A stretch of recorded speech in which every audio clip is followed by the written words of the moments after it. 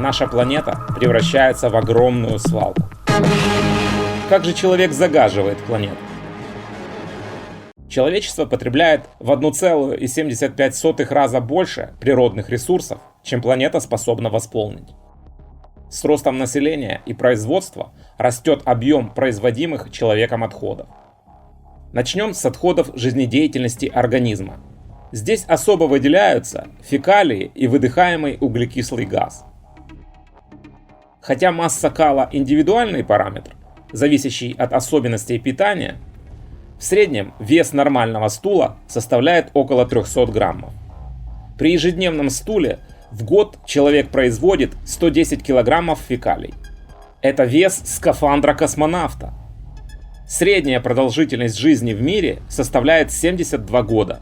Поэтому за всю жизнь человек выделяет почти 8 тонн фекалий. Это вес 5 взрослых гиппопотамов. А в некоторых странах этот показатель более 10 тонн.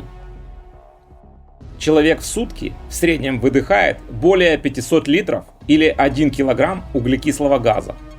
За всю жизнь получается более 26 тонн СО2. За этот же период времени одно дерево может поглотить из атмосферы около 533 килограммов углекислого газа СО2.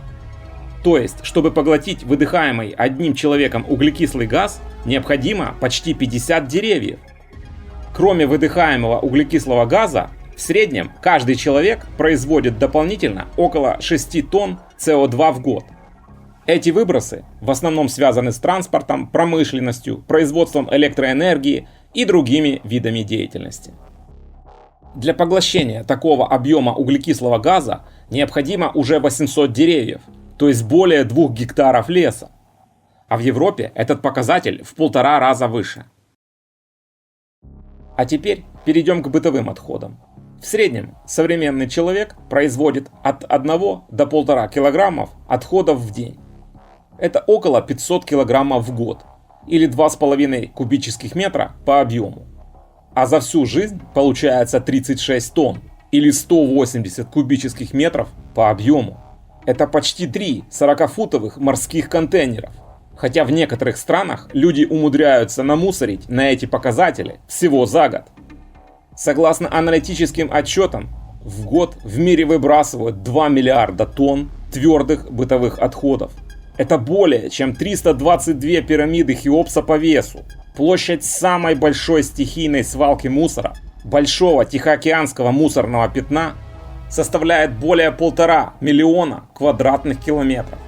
Это больше, чем 3 Франции, а объем более 100 миллионов тонн, что примерно в 20 раз больше, чем самые большие официальные свалки планеты.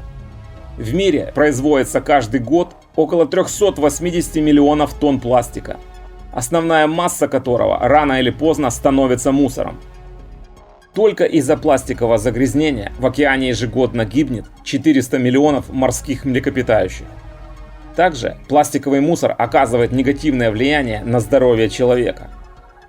В среднем в Европе перерабатывается около 50% мусора, а Япония перерабатывает около 90% всех отходов. Однако в подавляющем большинстве стран этот показатель менее 10%. На сточные воды и свалки приходится более 20% выбросов метана в атмосферу. Метан – основной виновник парникового эффекта. Он в 23 раза эффективнее удерживает тепло в атмосфере Земли, чем углекислый газ. Загрязнение нашей планеты уже достигло того уровня, что все мы дышим, пьем и едим микропластик. Миллиарды рыб и животных в муках умирают ежегодно от мусорного загрязнения. Заболевания нервной системы, рак, снижение репродуктивной функции и генетические мутации. И это только часть вреда для здоровья человека. В связи с этим вспоминается анекдот, когда инопланетянин вернулся из командировки домой, и его спрашивают: «Ну как там Земля?»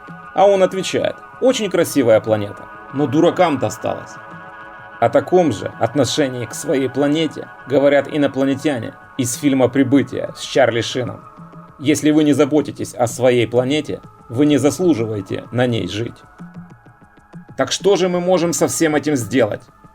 За сохранность окружающей среды несет ответственность не только правительство, а и каждый человек в отдельности. Начните менять мир в лучшую сторону с себя.